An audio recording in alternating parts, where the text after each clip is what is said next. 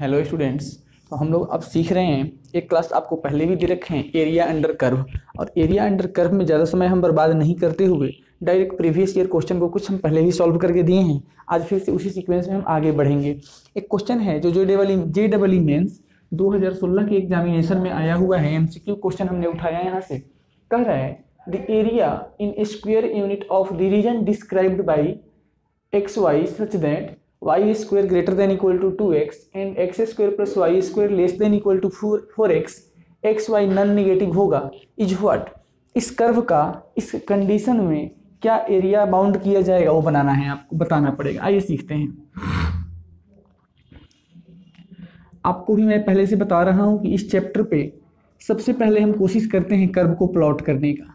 Plot करेंगे सबसे पहले, ये कर्व है y square equal to 2x। कैसा पैराबोला होगा? Right handed parabola. हमने एक पैराबोला बना दिया, ये राइट हैंडेड पैराबोला हो गया। ये हमारे पास पैराबोला हो गया। अब देखिएगा ये जो इक्वेशन है सर्कल के लिए, x square plus y square equal to 4x लेकर अगर सॉल्व कर दीजिए तो ये बन जाएगा x minus 2 the whole square plus y square equal to 4। ये आपके पास एक सर्कल का ये इक्वेशन है।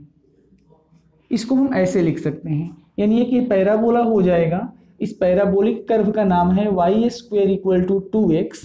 और सर्कल देखिएगा सेंटर इसका 2,0 पे है, तो मान लीजिए कि सेंटर यहाँ पे हो जाएगा 2,0 पे। इसके लिए सेंटर हो जाएगा, रेडियस 2 यूनिट है, यानी ये सर्कल कुछ ऐसा आना चाहिए था।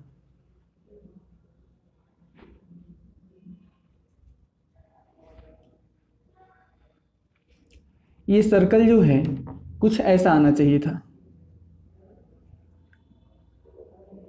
ये सर्कल ऐसा आएगा। तो देखिएगा हमने कर्व को प्लॉट कर दिया। अब कर्व प्लॉट हो जाता है, उसके बाद का हमारा काम है कि जो एरिया दोनों के बीच में इनक्लोज हो रहा है उसको मार्किंग करना। सबसे पहली बात यह है कि हमारा दोनों कर्व एक 2 पॉइंट पे इंटरसेक्शन किया, जिसका नाम हमने P और Q नोमेनक्लेचर कर दिया, नाम दे दिया। अब ध्यान से सुनिएगा, अगर हम कहें एक्चुअली हमारा ये कर्व थोड़ा सा एग्जैक्ट वे में नहीं बना है, तो इसको हम सही करने के लिए थोड़ा सा सेंटर को ही इधर से शिफ्ट कर देते हैं। और ये इस तरीके से सपोज करिए था, P और Q का हमने कोऑर्डिनेट इस तरीके से डिफाइन किया। सपोज करिए थोड़ा सा टेढ़ा बन गया, रफ स्केच किया था। हमें दोनों के बीच में कौन सा एरिया आया, जो मैं पेंट यहाँ कर रहा हूँ वो ध्यान दीजिएगा। इस दोनों कर्व के बीच में एरिया ये आ रहा है, एरिया तो ये आ रहा है और एरिया ये भी आएगा, लेकिन कंडीशन बाउंड किया गया है कि x और y नॉन नेगेटिव होगा, तो हम इसको अब ले नहीं सकते। हमारा जो ये पेंट कर दिया यही शेडेड पोर्शन होगा। उसके बाद हम इस पॉइंट Q का इंटरसेक्शन और P का फाइंड आउट करेंगे। अब देखेंगे कौन सा कर्व पॉइंट Q पे इंटरसेक्ट किया। तो इंटरसेक्शन जो हुआ है आपका पैराबोला और सर्कल का हुआ, यानी इस कर्व का इस कर्व के साथ इंटरसेक्शन हुआ है। तो जहाँ वाई स्क्वायर दिख रहा था वहाँ जाकर 2x रख दीजिए। तो एक्स स्क्वायर इस वाई स्क्वायर के बदले 2x रखेंगे, इधर 4x था, तो x square is equal to 2x। X के साथ x को काट दीजिए तो x का वैल्यू 2 आ जाएगा। ये एग्जैक्ट मेथड नहीं है, मेथड यहाँ 2 आंसर आएगा। x का वैल्यू 0 भी आएगा, x का वैल्यू 2 आएगा।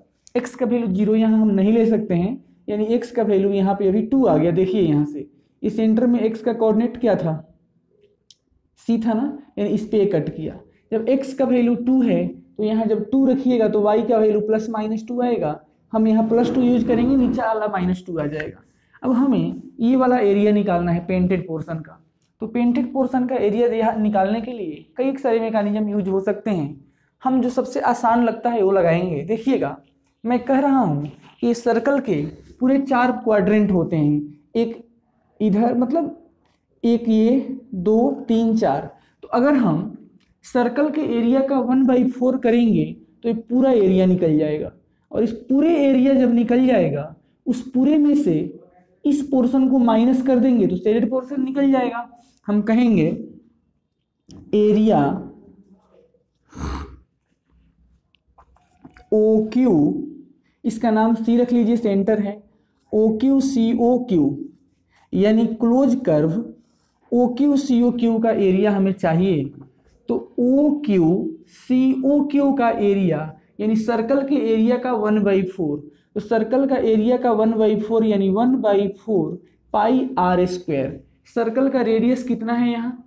तो सर्कल का रेडियस देख लीजिए 2 है, तो आप इस 2 का होल स्क्वायर कर देंगे तो ये 4 बनेगा, 4 से 4 कट जाएगा। यानी इस पूरे सॉलिड का, इस पूरे सेक्शन का एरिया पाई स्क्वायर यूनिट आ गया। अपने पास अभी जो ये एरिया आया है OQ पूरा एरिया निकल गया। हम कहेंगे नाउ, और हम कहेंगे area of shaded portion, area of shaded region या पोर्शन सेम चीज होता है। शेडेड रीजन का जो एरिया हो जाएगा वो हो जाएगा पाई, यानी कि ये टोटल एरिया माइनस एरिया। अब उसको तो लिखने के लिए कोई नया नाम नहीं है, तो हम इंटीग्रेशन के फॉर्म से लिखेंगे। तो इंटीग्रेशन में x कहाँ से कहाँ तक जा रहा है? 0 से 2 तक। 0 से 2 तक x गया, ये x की लिमिट है, तो यहाँ y ले लेंगे, यहाँ dx ले लेंगे, और ये हो जाएगा पाई माइनस इंटीग्रेशन है 0 से 2 तक। आप इस एरिया को हटा रहे हैं यहाँ से, तो अपर कर्व, यानी अपर कर्व पैराबोला है, इसमें y का वैल्यू हो जाएगा √2 इंटू एक्स। इसमें से y का वैल्यू √2x माइनस इस लोअर कर्व में जब आइएगा तो यहाँ 0 हो जाता है। इसको इंटीग्रेट कर लीजिए, इसी से आंसर यानी जो रिजल्ट आना है आ सकता है। तो ये पाई माइनस ये √2 रहेगा 0 से 2 तक, ये √x dx। तो ये पाई माइनस √2 तो रहेगा, इसका इंटीग्रेशन होता है x का पावर 3/2, ये होता है 2/3, और ये लिमिट है 0 से 2 तक। इसको सॉल्व कर सकते हैं तो कर लीजिएगा। ये पाई का पाई है माइनस ये हो जाएगा 2√2/3 ये वाला, और ये अपर लिमिट √2 का पावर 3/2 का मतलब भी 2√2 ही होता है। तो ये पाई आया माइनस 2 जा 4 2 जा 8/3 स्क्वायर यूनिट। आपका जो पेंटेड पोर्शन था उसका एरिया आ गया पाई माइनस 8/3 स्क्वायर यूनिट। आप यहाँ पेंट कर सकते हैं, आपको 4 नंबर यहाँ पे मिल सकता है। यानी इस क्वेश्चन के लिए correct answer option number B में आ रहा है। आइए इस तरीके से कुछ और क्वेश्चन हम करेंगे आज।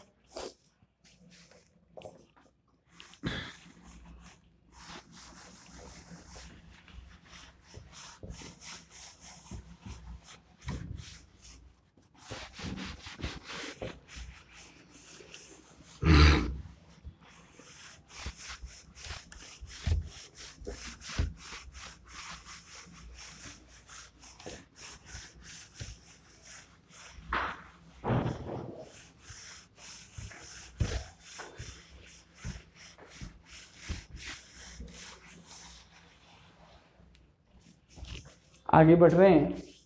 एक क्वेश्चन है बहुत बढ़िया, और ये 2014 एडवांस में पूछा गया है। सबसे पहले इसे सॉल्व करेंगे, क्वेश्चन पहले लिखेंगे।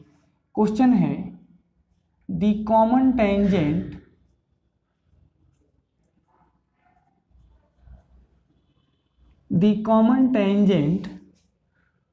To the circle. एक सर्कल है यहाँ x² + y² is equals to 2 and the parabola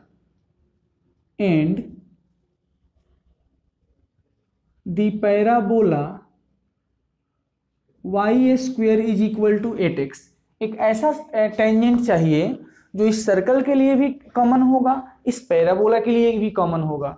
कह रहा है touches the circle eight point, touches the circle at point P and Q। Circle को टच करेगा पॉइंट P and Q पे, and the parabola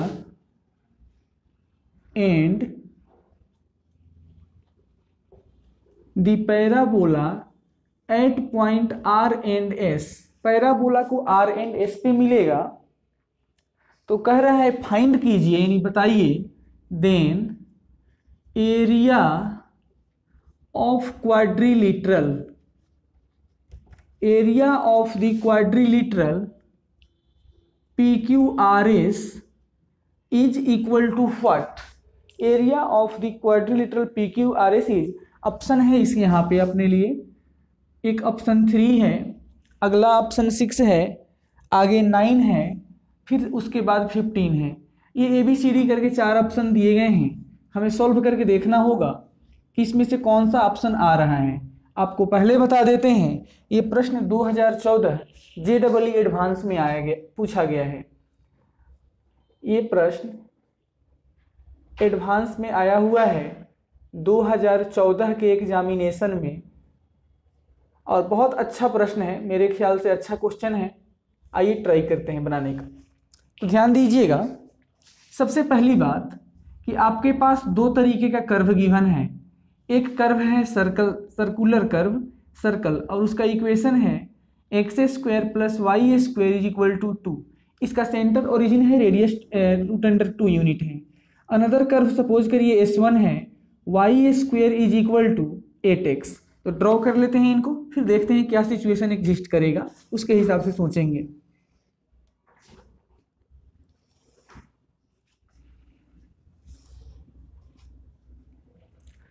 तो x² + y² = 2, यानी कि circle होगा, सेंटर ओरिजिन पे आएगा, रेडियस √2 यूनिट।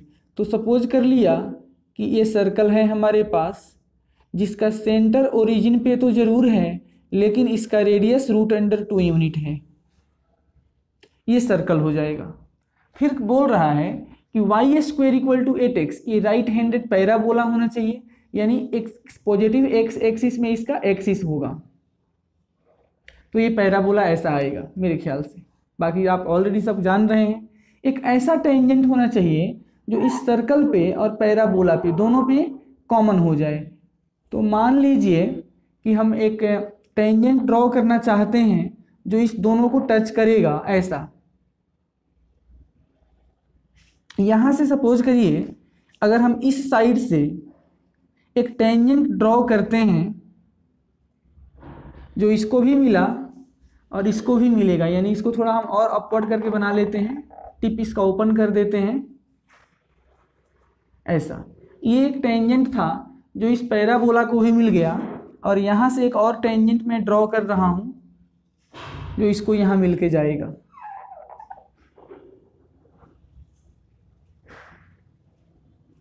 बोलिए, ये हमारे पास कंडीशन गिवन है।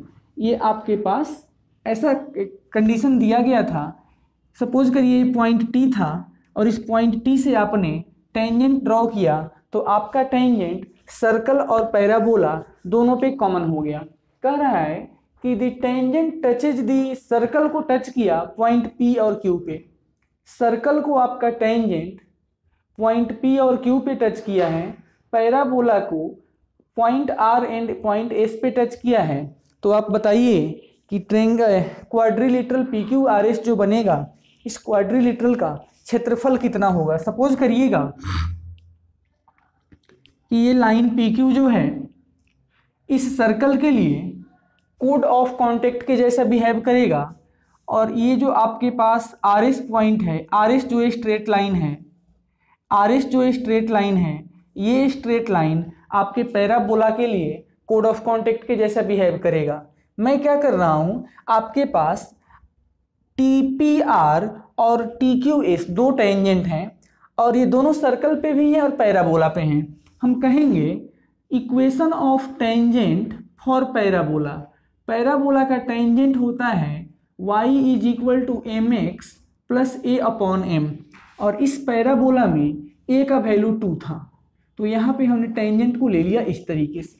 अब ये आपके पास टेंजेंट है, पैराबोला का टेंजेंट है। अब सुनिएगा, अगर ये टेंजेंट पैराबोला का टेंजेंट है तो यही टेंजेंट आपके सर्कल का भी टेंजेंट बना था। तो अगर मैं कह रहा हूँ कि ये सर्कल के लिए टेंजेंट है, तो सर्कल का कंडीशन होता है कि रेडियस, और रेडियस कितना है सर्कल का, √2। Radius of this circle is equal to, center से परपेंडिकुलर डिस्टेंस लेंगे लाइन पे, तो टेंजेंट के यानी टेंजेंट और रेडियस परपेंडिकुलर, तो आपका सेंटर है यहाँ पे 0 0, तो अगर 0 0 पे इसको सॉल्व कीजिएगा तो ये बन जाएगा 2/m upon under root 1 + m², ये बनेगा। अब यहाँ रूट है, रूट को हटाने के लिए स्क्वायरिंग करेंगे तो ये बन जाएगा 2 + 2m² = 4/m²। आप इस m² को इधर ले लीजिए तो m² + m का पावर 4 - 2 = 0। यह एक बाइक्वाड्रेटिक इक्वेशन आ गया, इसको फैक्टराइज कर लेते हैं। फैक्टराइज करेंगे तो ये इसको हम 4 को पहले लिख लेते हैं, ये आपके पास m4 हो गया और ये m² है। तो आइए m⁴ + 2m² - m² - 2 = 0, m² को कॉमन करोगे तो m² + 2 -1 को कॉमन करोगे m² + 2 = 0। तो हम थोड़ा जल्दी लिखेंगे, m² का वैल्यू यहाँ पे m का वैल्यू मेरे लिए +1 एंड -1 आएगा, क्योंकि -2 वाला वैल्यू रिजेक्ट करेंगे यहाँ पे। तो सुनिएगा, अगर m का वैल्यू +1 आएगा तो टेंजेंट लाइन कितना बनेगा। अगर m का जगह पे आप 1 यूज करेंगे तो टेंजेंट बन जाएगा y = x + 2। एक टेंजेंट ये बनेगा। सपोज करिए सेकेंड इक्वेशन ले लिया, अगर आप m के जगह पे -1 यहाँ रखना चाहते हैं तो रख सकते हैं, ये बनेगा y = -x - 2। हमारे पास दो टेंजेंट की बात हुई थी, TS एंड TR। हमने दोनों टेंजेंट का इक्वेशन फाइंड कर दिया और दोनों टेंजेंट आ गए हमारे पास यहाँ पे। अब मैं आपसे कह रहा हूँ कि ये दोनों टेंजेंट के जो इक्वेशन हैं, यानी ये जो दोनों टेंजेंट हैं पॉइंट T पे मिल रहे हैं, पॉइंट पे कट कर रहे हैं। तो अगर हमें पॉइंट T का कोऑर्डिनेट जानना होगा तो इस दोनों लाइन को सॉल्व कर देंगे, पॉइंट T का कोऑर्डिनेट मिल जाएगा। तो क्लास 10वीं वाले मेथड से इसको अगर आप सॉल्व करेंगे, यानी दोनों को अगर डिफरेंस कर दें तो 2x + 4 = 0, दैट इज x का वैल्यू यहाँ आ जाएगा -2 और ये पॉइंट T x एक्सिस पे था तो इसका y कोऑर्डिनेट ऑलरेडी 0 हो जाएगा। अदरवाइज आप x के जगह -2 पुट कर दीजिए, y का वैल्यू 0 आ जाएगा। पॉइंट T का कोऑर्डिनेट मैंने निकाल दिया। पॉइंट T का कोऑर्डिनेट जब निकल जाता है तो हम क्या सोचेंगे, हमें एरिया निकालना है PQRS। आप ऐसा समझिएगा PRQS, मतलब आपको मैं पेंट करके दिखा देता हूं, आपको इस सेक्शन का एरिया निकालना है। इनडायरेक्ट में हम कह सकते हैं कि मैं वो यहाँ पेंटिंग करके दिखा रहा हूँ, इसका एरिया निकालना है। आप चाहे जैसे निकालिए, एरिया तो एरिया है, कैसे भी निकालिएगा सेम रिजल्ट आएगा। मैं आपसे कह रहा हूँ यहाँ पे कि लाइन PQ, पहले PQ के बारे में, PQ लाइन जो है कोड ऑफ कॉन्टेक्ट है of this circular section. Circle के लिए ये कोड ऑफ कॉन्टेक्ट के जैसा बिहेव करेगा। तो कोड ऑफ कॉन्टेक्ट का इक्वेशन होता है T = 0, यानी टेंजेंट = 0। वो टेंजेंट ड्रॉ कहाँ से किया, तो इस पॉइंट T से। तो इस पॉइंट T से इस सर्कल पे हम टेंजेंट बनाएंगे तो क्या होता है टेंजेंट का इक्वेशन, x² के बदले x(x1) यानी कि -2 × x, y के बदले तो आप कुछ लिख नहीं सकते, 0 × y1, 0 का हिसाब 0 होता है, इधर 2 पहले से था, 2 से 2 को कटिंग कर दीजिए तो x का वैल्यू -1 आ जाएगा। अब ध्यान दीजिएगा, हमने जब इसके कोड ऑफ कॉन्टेक्ट को सॉल्व करने की कोशिश की तो x का वैल्यू -1 आ गया। इसको थोड़ा सा मैं वर्टिकली डॉटेड लाइन से एक्सटेंड कर लेता हूँ और यहाँ लिख लेता हूँ, जगह की कमी है, यह x = 1 का लाइन आ गया हमारे लिए। अब ध्यान दीजिएगा, इस पॉइंट P के कोऑर्डिनेट के बारे में मैं सोच रहा हूँ। इसमें x का कोऑर्डिनेट तो -1 आ गया, y का कोऑर्डिनेट कहाँ से लाएंगे। x का कोऑर्डिनेट मिल गया है, आप चाहे तो इस लाइन पे रख दीजिए या फिर सर्कल, दोनों का इंटरसेक्शन है। तो सर्कल में जा करके हम x के जगह -1 रखना चाहते हैं तो -1 रखोगे तो y² = 1, तो y = +-1 वैल्यू ऊपर यूज करेंगे और -1 नीचे। तो यहाँ पर भी तो x का वैल्यू -1 ही था और y का वैल्यू यहाँ पे -1 आ गया। हमें P और Q का कोऑर्डिनेट मिल गया। आप समझिएगा कि मेरा 60% क्वेश्चन अब सॉल्व हो चुका है। सिमिलरली हम काम करेंगे RS के लिए। तो लाइन RS भी कोड ऑफ कॉन्टेक्ट होगा फॉर दी पैराबोला। पैराबोला के लिए ये कोड ऑफ कॉन्टेक्ट के जैसा बिहेव करेगा। तो कोड ऑफ कॉन्टेक्ट चाहे पैराबोला हो या हाइपरबोला हो या कोई भी बोला हो, वहां पे t इक्वल टू 0 का फॉर्मूला अप्लाई किया जाता है। तो ये आपका कर्व है, y के बदले y1 पुट करिएगा 0 हो जाएगा, यानी t इज इक्वल टू 0 का फॉर्मूला होता है। इसको सॉल्व करने जा रहे हैं हम, तो y का वैल्यू तो 0 आ जाएगा, y1 0, x के बदले पुट किया जाता है x प्लस x1/2, तो 8 तो पहले से है रहेगा, x के बदले x प्लस x1 यानी प्लस ऑफ -2 अपॉन 2, जैसे ही आप करेंगे 2 से 4 का मर्तबा कटेगा, ये 4 इधर आके 0 हो जाएगा, और यहाँ से समझ आ गया कि x का वैल्यू यहाँ 2 हो जाएगा। यानी RS जो लाइन है इसको मैं फिर एक्सटेंड कर दे रहा हूँ यहाँ, इस लाइन में x का वैल्यू 2 होगा। आइए आगे बढ़ रहे हैं, तो पॉइंट R के लिए x का कोऑर्डिनेट 2 है और y का कोऑर्डिनेट के लिए सोचेंगे तो y कोऑर्डिनेट कहाँ से लाएंगे, तो y कोऑर्डिनेट देखिएगा, ये लाइन और पैराबोला का इंटरसेक्शन है, तो आप तो लाइन में पुट करिए तब भी आएगा, पैराबोला में पुट करिए तब भी आएगा।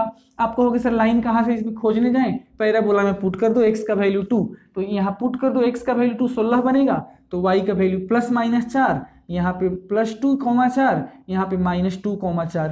अब आपका क्वेश्चन समझ लीजिए कि 90% सॉल्व हो गया है। PQRS 4 आपके पास जो पॉइंट थे उस पॉइंट का कोऑर्डिनेट मिल गया है, तो हम स्टेयर मेथड लगाकर एरिया निकाल देंगे।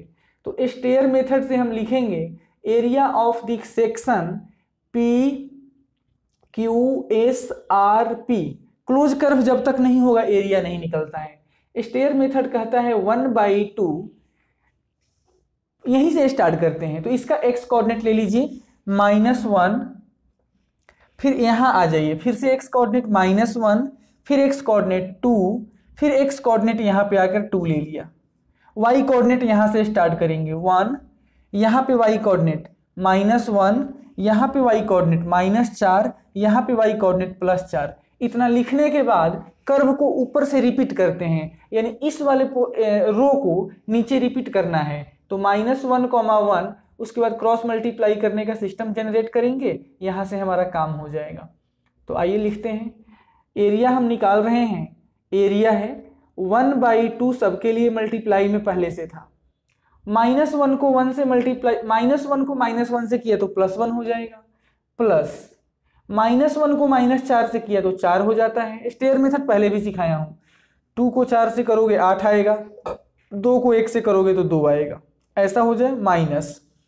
अब यहाँ से डाउनवर्ड चलेंगे, तो -1 को इससे करेंगे, -2 को इससे करेंगे, +2 को इससे करेंगे, इसको इसके साथ करेंगे, तो -1 को 1 से करोगे तो -1, 2 को -1 से करोगे तो -2, यानी कि प्लस करना होता है तो -2, 2 को -4 से करोगे तो -8, और -1 को -4 से करोगे तो -1 को 4 से किया तो ये आ गया। बस इसे सॉल्व कर दीजिए, 1/2 हो जाएगा, 4 1 5 8 13 और 2 15, माइनस ये 3 8 और 11 4 15, ये फिर से -15, यानी टोटल मिलके आ जाएगा 30 ब्रैकेट में, और बाहर रहेगा 1/2, इसके साथ इसको कटिंग करेंगे तो आ जाएगा 15 स्क्वायर यूनिट, यानी जो हमने से एरिया पेंट किया था ये आ जाएगा 15 स्क्वायर यूनिट। ये हमारा रिजल्ट हो गया। यहाँ पे हमारा ऑप्शन जो यहाँ डी है यानी लास्ट ऑप्शन है,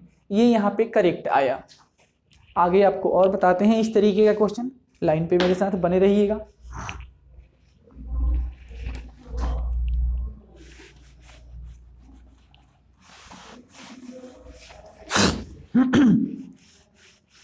इस चैप्टर पे सबसे ज़्यादा इम्पोर्टेंट यही है कि कर्व को देखिए, इसको सबसे पहले ड्रॉ कीजिए। कर्व जब ड्रॉ हो जाए उसके बाद आप सबसे पहले क्या करेंगे, ट्राई टू अंडरस्टैंड। सबसे पहले आप ये कोशिश करेंगे कि कौन सा एरिया हमको कॉमन हो रहा है जिसको फाइंड करने के लिए कहा गया है। जब वो एरिया पहचान में आ जाएगा उसके बाद आप देखेंगे लिमिट कहाँ से कहाँ तक जा रहा है यानी x और y का वेरिएशन कहाँ से कहाँ तक हो रहा है। अगर लिमिट उसमें सब कुछ क्लियर है तो ठीक है, अगर नहीं है तो आप इंटरसेक्शन कीजिए कर्व का, कहाँ कहाँ पे कौन कौन सा कर्व कटिंग हुआ था उसके पॉइंट ऑफ इंटरसेक्शन को ले लीजिए। उसके बाद इंटीग्रेशन के हेल्प से आप एरिया निकाल सकते हैं, या फिर अगर कोई अनदर एनालिटिकल अप्रोच वहाँ लग सकता है तो उससे भी आप वहां एरिया बता सकते हैं।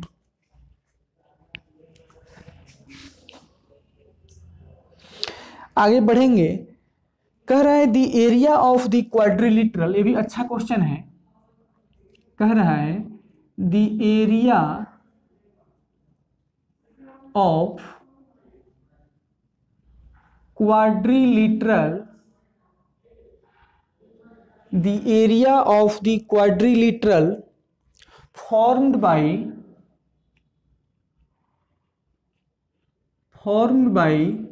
tangents at the end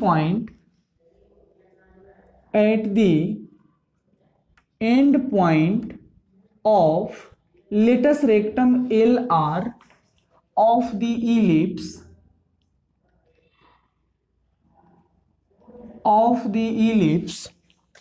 और इलिप्स का इक्वेशन है x² 9 + y² 5 = 1। अब इसके लिए भी ऑप्शन है, ऑप्शन भी हम लिख देते हैं। चलो ऑप्शन लिख देते हैं, हाँ लिख ही दो। पहला ऑप्शन है 27/4 स्क्वायर यूनिट, दूसरा ऑप्शन है 9 स्क्वायर यूनिट, और थर्ड ऑप्शन दे रखा है 27/2, और लास्ट ऑप्शन यहाँ दिया गया है आपके पास 27 स्क्वायर यूनिट। सबसे पहली बात, जो कर्व गिवन है ये कर्व कैसा है? ये एक इलिप्स होगा जिसमें एक्स स्क्वायर का डिनोमिनेटर ज़्यादा है, तो ये हॉरिजॉन्टल इलिप्स होगा। दैट इज इसका मेजर एक्सिस एक्स एक्सिस पे आएगा। आइए प्लॉट करते हैं। इस इलिप्स में सबसे पहली बात, ए का वैल्यू 3 है और बी का वैल्यू 5 है, सॉरी बी का वैल्यू √5 है। तो मैं आपसे कहूँगा कि इलिप्स में एक फॉर्मूला मैंने सिखाया था, a² = b² + c²। a² 9 हो जाएगा, b² को इधर करिए तो 5 हो जाएगा, इधर c² आएगा, तो c का वैल्यू आता है +-2 यहाँ पे। और c जो होता है, c को हम लोग क्या कहते हैं? c का फॉर्मूला होता है a × e के बराबर। आइए पहले इलिप्स को ड्रॉ करके फिजिकली देखते हैं क्या पूछा गया है। ऐसे तो काम नहीं चलता, इस चैप्टर में बिना डायग्राम ड्रॉ किए आप क्वेश्चन नहीं बना सकते। इलिप्स हॉरिजॉन्टल होने वाला है, तो मान लीजिए कि ऐसा इलिप्स बन गया। ये इलिप्स है, तो मान लिया कि यहाँ पे इसका फोकस F1 था और यहाँ पे इसका फोकस F2 था, तो व्हाट इज लेटस रेक्टम? तो लेटस रेक्टम की डेफिनेशन है, it is a straight line which is perpendicular to major axis but passing through focus of the curve, यानी इस कर्व के फोकस से तो पास कर रहा होगा, लेकिन उसमें भी कंडीशन क्या है कि उसका जो ये दोनों एंड है लेटस रेक्टम, यानी जिस लाइन का दोनों टिप है, दोनों वो कर्व पे खत्म होगा। मान लीजिए कि पॉइंट P है, इसका नाम Q रख दिया, इसका नाम S रख दिया, तो ये फोकस है। फोकस का कोऑर्डिनेट होता है +-c, 0, तो इसके लिए 2, 0 हो जाएगा और इसके लिए -2, 0 हो जाएगा। अभी हमारा कुछ काम यहाँ शुरू हो चुका है। अब ध्यान दीजिएगा, लेटस रेक्टम का एंड पॉइंट ये था लेटस रेक्टम का एंड पॉइंट। इस एंड पॉइंट से आपने एक टेंजेंट ड्रॉ कर दिया। ये है लेटस रेक्टम का एंड पॉइंट, इसके एंड से आपने एक टेंजेंट ड्रॉ कर दिया, ये ऐसा गया। ये है लेटस रेक्टम का एंड पॉइंट, इसके एंड से आपने एक टेंजेंट बना लिया ऐसा, ये टेंजेंट ऐसा आया। और ये है लेटस रेक्टम का एंड पॉइंट, यहाँ से भी एक टेंजेंट बना के ऐसा ड्रॉ कर दिया। तो देखिएगा, कह रहा था कि लेटस रेक्टम के एंड पॉइंट से जब हम टेंजेंट ड्रॉ करेंगे तो वो टेंजेंट आपस में जो मिलकर के क्वाड्रिलेटरल बनाएंगे, उस क्वाड्रिलेटरल का एरिया बताना है हमको। तो सुनिए क्या पूछा गया आपसे, मैं पेंट करके दिखा देता हूँ, फिर सॉल्व करके बता दूंगा। अब हम ये सब मिला देते हैं, फालतू बातें, डायग्राम ज़्यादा गंदा लग रहा था इसलिए मैं बाहर की सारी बात को मिटा रहा हूँ यहाँ। ये हमारा कर्व इतना सा दिख गया। अब कह रहा है कि जो क्वाड्रिलेटरल बना, तो कौन सा क्वाड्रिलेटरल बन गया? देखो यही क्वाड्रिलेटरल है ना, मैं पेंट कर देता हूँ सबको। ये पूरे क्वाड्रिलेटरल का एरिया फाइंड करके बताना होगा। तो अब हम आपसे कहेंगे कि पूरे क्वाड्रिलेटरल का एरिया फाइंड कीजिए तो वही बात है, या फिर किसी एक सेक्शन का, मान लीजिए कि ये आपका सेंटर ऑफ इलिप्स है तो ओ, और इसका नाम हम कुछ रख लेंगे, एक सेक्शन का एरिया फाइंड करके और इसको हम 4 से मल्टीप्लाई कर देंगे तो रिजल्ट आ सकता है ना। तो आइए हम ऐसा ही कुछ ट्राई करते हैं। इस पॉइंट एस के बारे में थोड़ा सोचिएगा।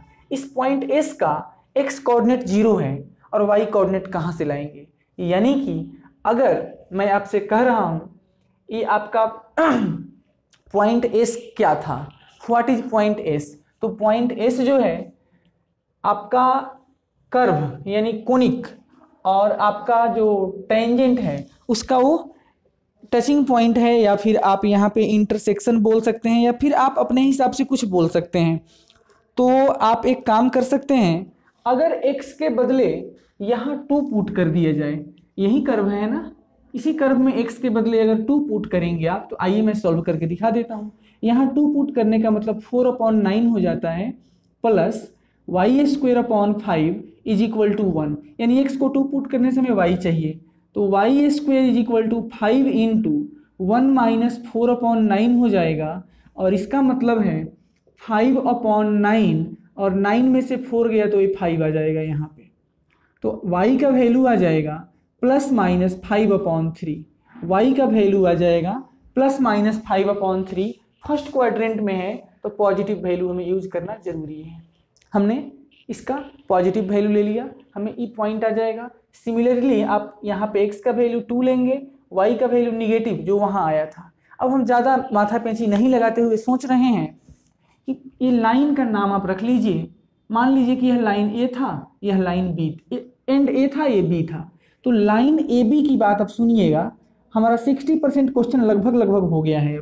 लाइन ए बी क्या है, line A B point S से एक ड्रॉ किया गया टेंजेंट है जो लेटस रेक्टम के एंड से पास किया है।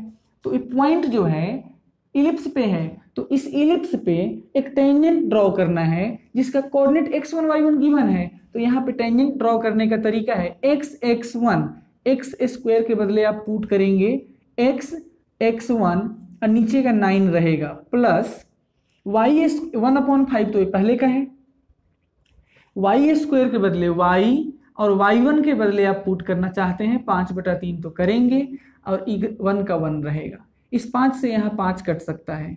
अपने सुविधा के लिए हम इसको ऐसा लिखना चाहते हैं x/9/2 प्लस ये देख लीजिए y/3 बन गया = 1। ये एक स्ट्रेट लाइन हो गया, और ये ऐसा स्ट्रेट लाइन है जिसका डबल इंटरसेप्ट है, ये डबल इंटरसेप्ट फॉर्म में आ गया। तो मैं आपसे पूछना चाहता हूँ यहाँ पे पॉइंट बी का कोऑर्डिनेट कैसे निकालेंगे। तो पॉइंट बी एक ऐसा पॉइंट है जो x एक्सिस पे आएगा, तो इसका y कोऑर्डिनेट 0 होना चाहिए। तो अगर यहाँ y का वैल्यू 0 पुट करोगे तो x का वैल्यू 9/2 आना जरूरी है, आ जाएगा। हमने पॉइंट बी का कोऑर्डिनेट यहाँ लेकर दिखा दिए। सिमिलरली अगर हमें पॉइंट ए का कोऑर्डिनेट जानने का मन है, तो पॉइंट ए एक ऐसा पॉइंट है जो y एक्सिस पे आएगा। कोई भी पॉइंट अगर y एक्सिस पे आना चाहता है तो उसका y वैल्यू 0 होता है, यहाँ सॉरी x वैल्यू 0 होता है। x को 0 पुट कीजिए, y का वैल्यू 3 तैयार रहेगा। मैं आपसे कह रहा हूँ कि आप टोटल, हम यहाँ डायरेक्ट लिख देंगे area of painted section, area of painted section, painted section का एरिया जो होगा वो 4 × area of the section OAB। तो सेक्शन OAB का जो एरिया है उसको 4 से मल्टीप्लाई करने से अगर ये टोटल एरिया आ जाएगा तो बहुत आसान है। तो एरिया ऑफ ट्रायंगल OAB कहिए या सेक्शन OAB कहिए, हमें कोई तकलीफ ही नहीं है। तो 1/2, और बेस लेंथ कितना है, तो बेस लेंथ है 9/2। हाइट कितना जा रहा है, तो ये हाइट 3 यूनिट जा रहा है।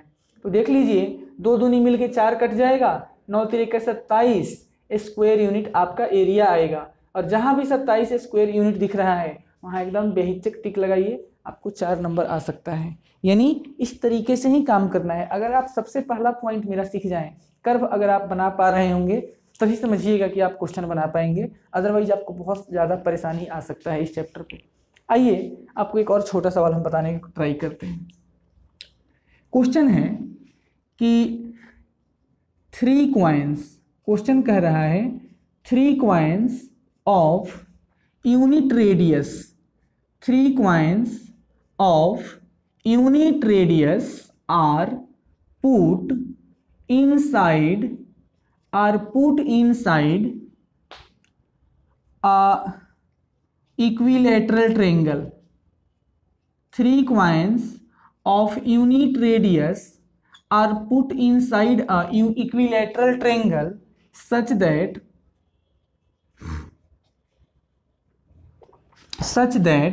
they touches triangle internally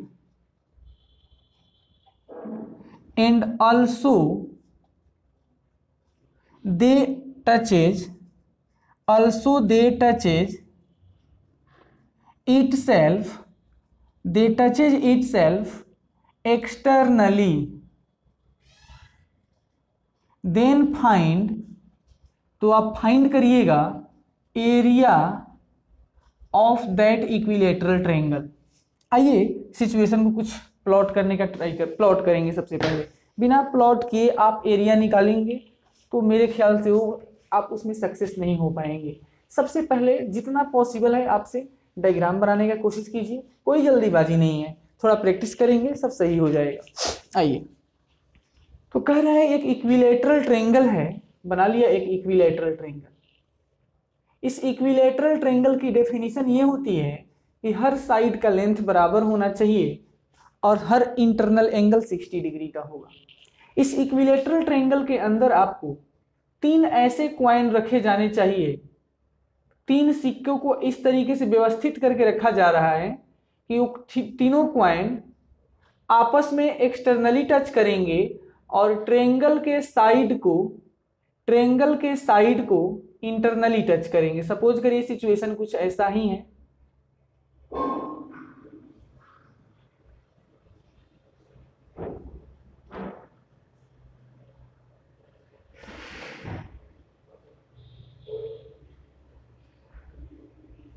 थोड़ा सा मेरा एग्जैक्ट फ्री स्केच कर रहा हूं तो थोड़ा टेढ़ा मेढ़ा हो गया, बट कोई बात नहीं है। सपोज करिएगा इसको थोड़ा हम टच करा देते हैं ज़्यादा करके। सपोज करिए इसमें एक इक्विलेटरल ट्रायंगल ABC था, इसमें 3 कॉइन्स आपको रख दिए, 3 सिक्के इस तरीके से रखे गए हैं। इस सभी कॉइन्स आपस में एक दूसरे को एक्सटर्नली टच करेंगे और ट्रायंगल के साइड को इंटरनली टच करेंगे। सभी कॉइन का रेडियस 1 यूनिट होगा। आपसे कहा गया है कि आप बताइए इस ट्रायंगल का एरिया कितना होगा। मैं आपसे पूछना चाहता हूँ ये डिस्टेंस कितना है, 1 यूनिट है, क्योंकि ये रेडियस है इसका और ये डिस्टेंस इसका रेडियस है, तो ये भी 1 है। तो आप मुझे बताइएगा, तो बता दीजिए ये टोटल डिस्टेंस क्या 2 हो सकता है? ये टोटल डिस्टेंस 2 हो जाएगा, 1 इधर से 1 उधर से। मैं सोच रहा हूँ ये टोटल एंगल 60 डिग्री का था, अगर इसको यहाँ से बाइसेक्ट किया जाए, यहाँ से इसको बाइसेक्ट किया जाए। अब बाइसेक्ट करने का मतलब क्या होता है वो सुनिएगा। ये पूरा 60 का था, इसको बाइसेक्ट मैंने कर दिया तो ये 30 डिग्री हो जाएगा। अगर ये 30 डिग्री हो जाएगा और ये लेंथ हमको मालूम नहीं है तो इसको मन में x पुट कर दिया, सिमिलर कंडीशन यहाँ भी एग्जिस्ट करेगा, तो ये डिस्टेंस भी इसके लिए अभी x हो जाएगा। मैं आपसे कह रहा हूँ कि इसका नाम रख लीजिए b, तो ये पहले से है, इसका नाम p रख लीजिए, इसका नाम c रख लीजिए। तो ट्रायंगल BPC में ये राइट एंगल बनेगा। तो आपसे मैं पूछना चाहता हूँ कि tan 30 डिग्री का वैल्यू अगर आप सोल्व करेंगे तो आ जाएगा CP/BP, और ये tan 30 का value 1/√3 is equal to CP length exactly radius है सर्कल का, तो 1 यूनिट, CP 1 यूनिट और BP लेंथ x अभी मान लिया था। क्रॉस मल्टीप्लाई करके सॉल्व कर लीजिए, x का वैल्यू √3 आ जाएगा। जब इस ट्रायंगल में हमने जो अननोन x रखा था उस x का वैल्यू √3 आता है, तो मैं कह रहा हूँ इस डायग्राम को ध्यान से देखिएगा और मैं कहूँगा कि बेस का लेंथ बताओ, बेस लेंथ BC। तो BC का जो लेंथ है वो हो जाएगा 2x + 2। ध्यान दीजिएगा, ये x + 2 + x is equal to BC। तो BC का लेंथ हो गया 2x प्लस 2, और 2x प्लस 2 कहने का मतलब 2 इंटू एक्स, एक्स का मतलब √3, ये प्लस का 2। अब इक्विलेटरल ट्रायंगल था और इक्विलेटरल ट्रायंगल में साइड BC मिल गया, तो BC AB AC सब बराबर होता है, तो इक्विलेटरल ट्रायंगल का एरिया होता है, area of this triangle is √3/4 into side का होल स्क्वायर इंटू इस साइड का स्क्वायर करना चाहिए, तो कर देते हैं √3/4 साइड का स्क्वायर। इसको स्क्वायर करना है, इसमें से 2 कॉमन करके स्क्वायरिंग करेंगे 4 बन जाएगा यहाँ पे, तो ये 4 पहले से हो जाएगा, और √3 + 1 का होल स्क्वायर कर दो यहाँ पे, √3 + 1 दी होल स्क्वायर। 4 से 4 को कट दीजिए, तो ये आ गया √3 पहले का, और ये a स्क्वायर करोगे तो 3, b स्क्वायर में 1 और 2ab में बन जाएगा 2√3। अगर इसको आप सोल्व करेंगे तो देख लो कितना बनेगा, 3 1 4, 4 में √3 से मल्टीप्लाई करोगे 4√3। यहाँ देखिए क्या बनेगा, ये 2√3 है, इधर से 3 जाएगा तो 6 आ जाएगा। तो इस ट्रायंगल का एरिया आ गया 6 + 4√3 स्क्वायर यूनिट।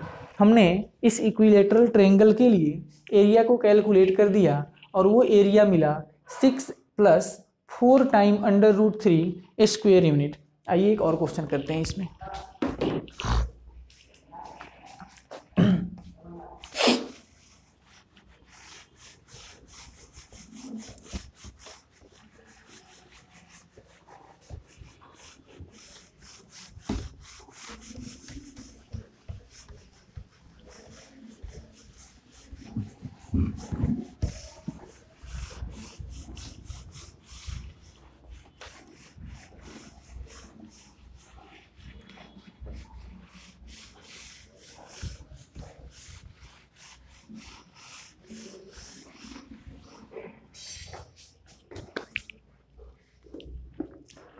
नेक्स्ट क्वेश्चन एक कर रहे हैं, और ये क्वेश्चन अपडेटेड क्वेश्चन है, थोड़ा नया भी है। कह रहा है कि दी एरिया निकालिए आप, कर्व इस तरीके से है, लिख देते हैं the area of region, the area of the region described by, इस तरीके से रीजन का डिस्क्रिप्शन है x > 0, यानी x पॉजिटिव है, दैट इज फर्स्ट क्वाड्रेंट में जाएगा। आगे कह रहा है x + y < 3, तो x + y < 3 है। फिर से गिवन है x², ये गिवन है x² < 4y, यानी एक अपवर्ड पैराबोला है, x² < 4y। आगे कह रहा है y <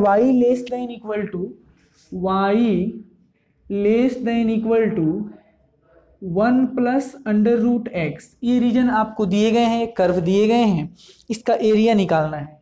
और कुछ ऑप्शंस भी हैं 4 जो हम लिखेंगे, बाद में सॉल्व करके दिखाएंगे। पहला ऑप्शन है 59/12 स्क्वायर यूनिट, अगला है ½ यानी 1.5 स्क्वायर यूनिट, नेक्स्ट गिवन है 7/3 यानी 7/3, और लास्ट ऑप्शन है 2.5 जिसको हम 5/2 भी बोल सकते हैं। क्वेश्चन फिर से बता देते हैं आपको। Find the area of the region described by this x positive यानी > 0, x + y < 3, x² < 4y and y < 1 + √x। आइए इसको प्लॉट करेंगे, सबसे पहले प्लॉट करेंगे, फिर देखते हैं क्या एरिया इसका पॉसिबल है। आइए सबसे पहला कर्व अगर बना लिए तो समझिएगा कि कर्व से ही आपका 40% काम होता है। यहाँ ये आपका ओरिजिन है, बाकी सब कुछ आपको मालूम है। x positive first quadrant, x + y < 3 का मतलब होता है एक ऐसा स्ट्रेट लाइन जिसमें x का वैल्यू भी 3 ही रहेगा और y कोऑर्डिनेट को भी ये 0,3 पे मिलेगा। इस स्ट्रेट लाइन को मैं प्लॉट कर दिया। सबसे पहले एक ये लाइन था, इस लाइन को मैंने प्लॉट कर दिया। इनइक्वालिटी है इसमें, उसको भी बाद में चेक करेंगे कि एरिया कैसे एग्जिस्ट करेगा, ओरिजिन से बाहर या ओरिजिन के अंदर। यहाँ देखिएगा x² = 4y, तो ये y के पॉजिटिव डायरेक्शन में एक पैराबोला बन जाएगा ऐसा। इस कर्व को हम आगे अभी एक्सटेंड कर सकते हैं। ये दोनों को प्लॉट कर दिया, ये दोनों कर्व यहाँ पे इंटरसेक्शन कर रहे हैं। आगे देखिएगा, y less than equal to root under x, यानी इसका मतलब होता है, अगर सपोज करिए ये ऐसा रहा होता, कई एक बार इसमें हमारे विद्यार्थी कंफ्यूजन में आते हैं कि सर इसको कैसे प्लॉट करना है, आइए सिखा देते हैं। अगर ये ऐसा होता, 1 को थोड़ा देर के लिए छोड़ दीजिए, तो वाई स्क्वायर का वैल्यू x के बराबर होता, तो आप इसे कहते कि सर ये तो राइट हैंडेड पैराबोला बनेगा, बिल्कुल बनेगा, लेकिन अगर इसमें 1 ऐड कर दिया, अगर ये y square equal to x होता है तो y square equal to x, ये ऐसा बनता है।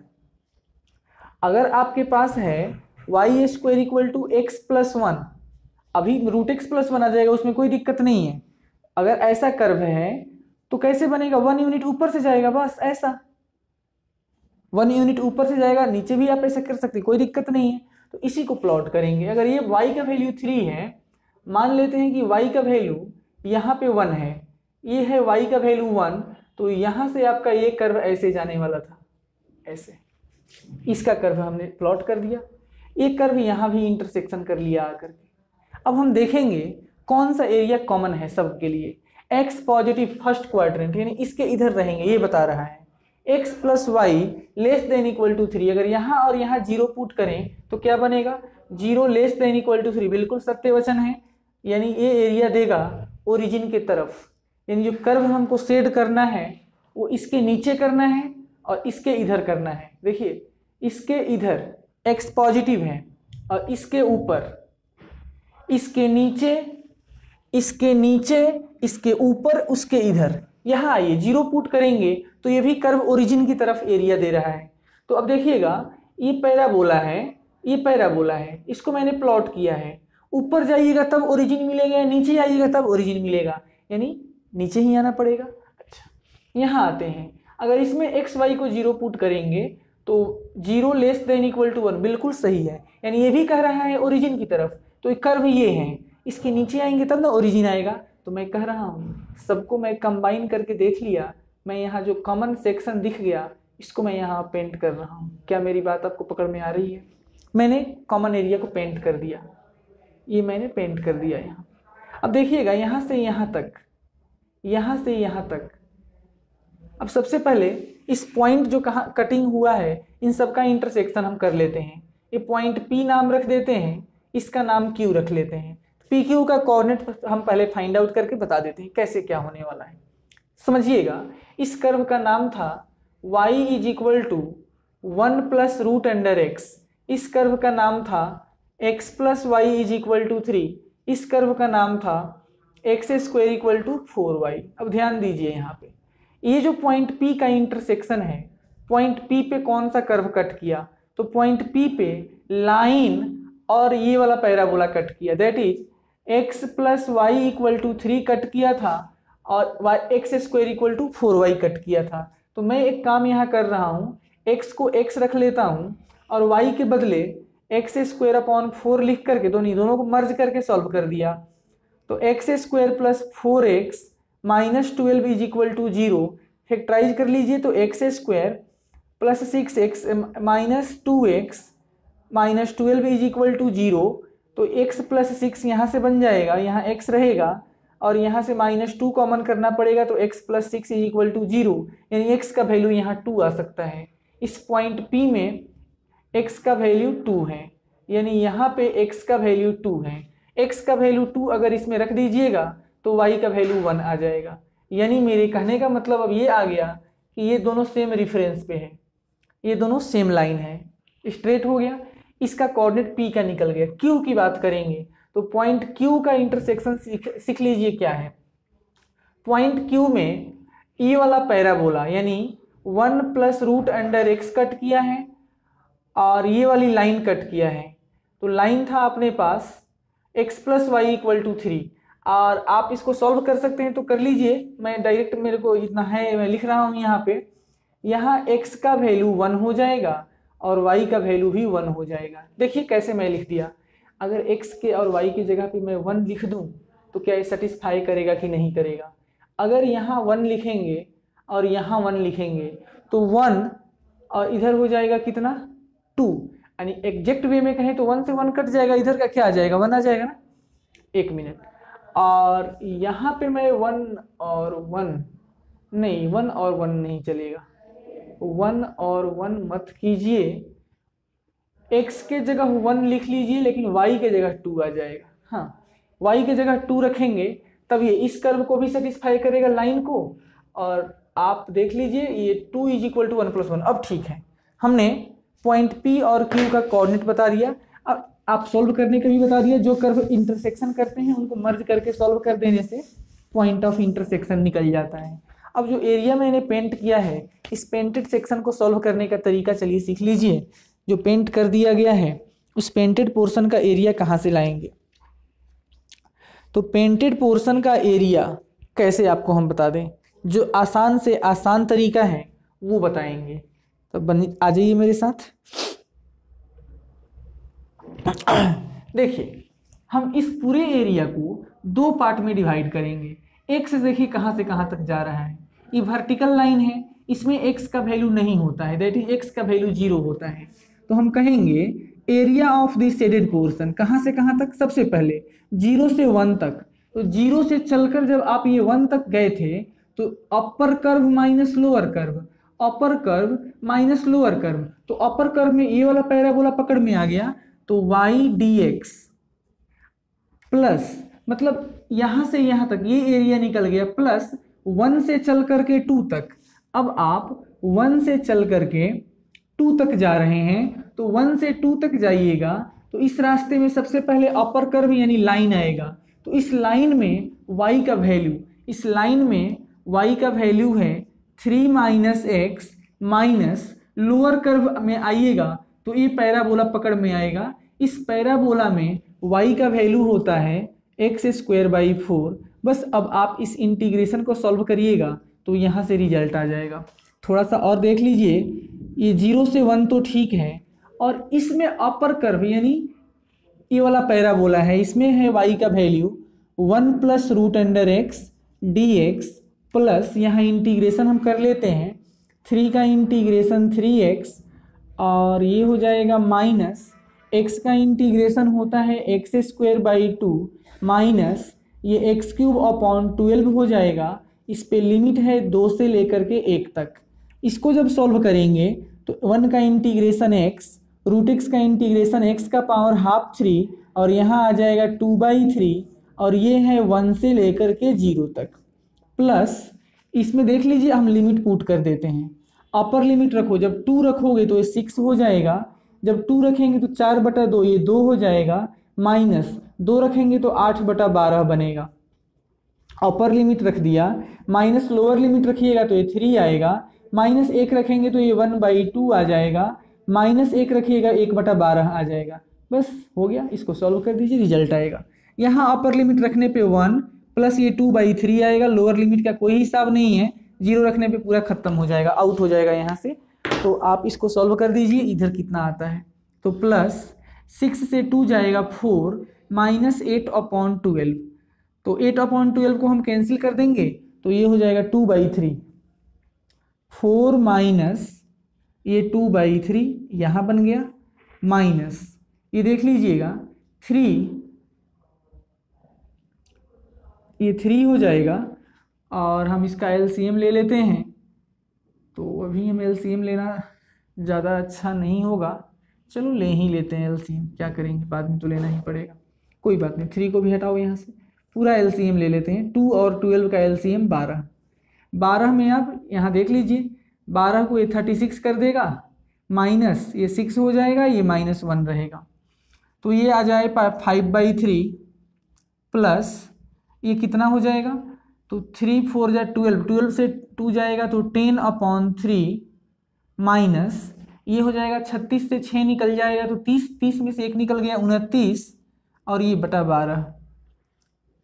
तो अब देख लेते हैं क्लियर क्या आ रहा है, ये आ जाएगा 5/3 प्लस 3 12 का लघुत्तम फिर से 12 आएगा, ये 40 हो जाएगा, ये 29 ही रहेगा, तो ये आ सकता है 5/3 प्लस 10 से 9 गया 1 आएगा, 3 से 2 जाएगा 1 आएगा,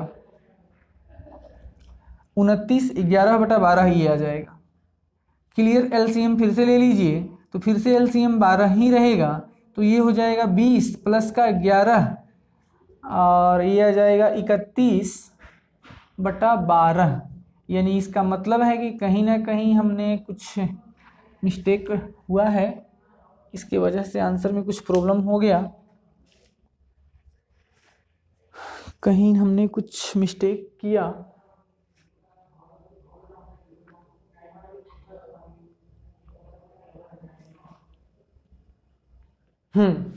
मिस्टेक किया हमने। यहाँ पे क्या किया हमने, x का वैल्यू 1 से 2 ले लिया, तो 1 से 2 में ये भी एरिया इंक्लूड हो गया, तो इस एरिया को यहाँ से माइनस करना चाहिए, जो कि हम नहीं कर रहे हैं, ये गलती आ जाएगा। इसको माइनस कर लीजिए, माइनस कर लेते हैं 0 से 2 तक।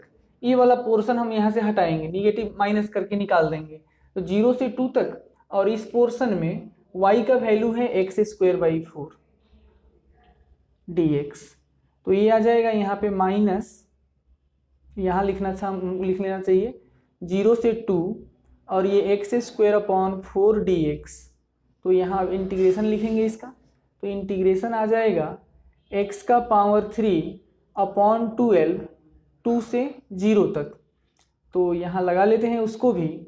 ये आ जाएगा 8/12, जिसका मतलब होता है 4/3, तो 2 का क्यूब 8/12, यहाँ से अब फिर से माइनस कर लीजिए क्लियर रिजल्ट में से, यहाँ चलते रहेगा 4/3, तो यहाँ भी लिख लेते हैं -4/3, यहाँ भी लिख लेते हैं 4/3 माइनस का, यानी अभी हमको 4/3 माइनस करना पड़ेगा हर जगह, तो -4/3 कर लीजिए, देखते हैं क्या होता है। तो यहाँ भी है -4/3 अभी भी है, तो यहाँ फिर से -4/3 कर लीजिए, देख लेते हैं। तो एलसीएम फिर से 12 आ जाएगा, ये 31 ही रहेगा, माइनस 12 से 3 को करोगे 4, ये 16 आ जाएगा, तो देख लीजिए 11 में से 16 जाएगा, 1 से आपका 6 तो जाएगा नहीं, 31 से ये आ जाएगा आपके पास 15/12 और कैंसिल कीजिएगा तो ये कट जाएगा 3 से 5 और 3 से 4, 5/4। कहीं ना कहीं कुछ हमारा मिस्टेक हुआ है, जिसकी वजह से एग्जैक्ट आंसर नहीं आ रहा है। मैं एग्जैक्ट आंसर यहाँ बता रहा हूँ, कितना एग्जैक्ट आंसर होगा, 5/4 आ गया, यानी आंसर के काफ़ी करीब तो हैं, बट हम लोग एग्जैक्ट नहीं आ पा रहे हैं। 5/2 इसका एग्जैक्ट आंसर होना है। इस प्रश्न का एग्जैक्ट जो रिजल्ट होगा वो आएगा 5/2। तो कहीं ना कहीं कुछ हमारा मिस्टेक हुआ है, मैं इस बार चेक कर लेता हूँ क्या क्या पॉसिबल है। 5/2 आना चाहिए, 8/12 को मैंने ऐड ले लिया यहाँ पे, तो 5, बट कोई बात नहीं है। आप एक काम करें, इसको दोबारा चेक कर लीजिए, है ना, आपका रिजल्ट यहाँ पे आ जाएगा 5/2, मतलब ये सही आंसर आया। कहीं ना कहीं हमारा कुछ हल्का सा मिस्टेक हुआ, ये 5/2 इसका एग्जैक्ट आंसर आएगा। आप इसको दोबारा चेक कर लीजिए, एक बार आ जाएगा।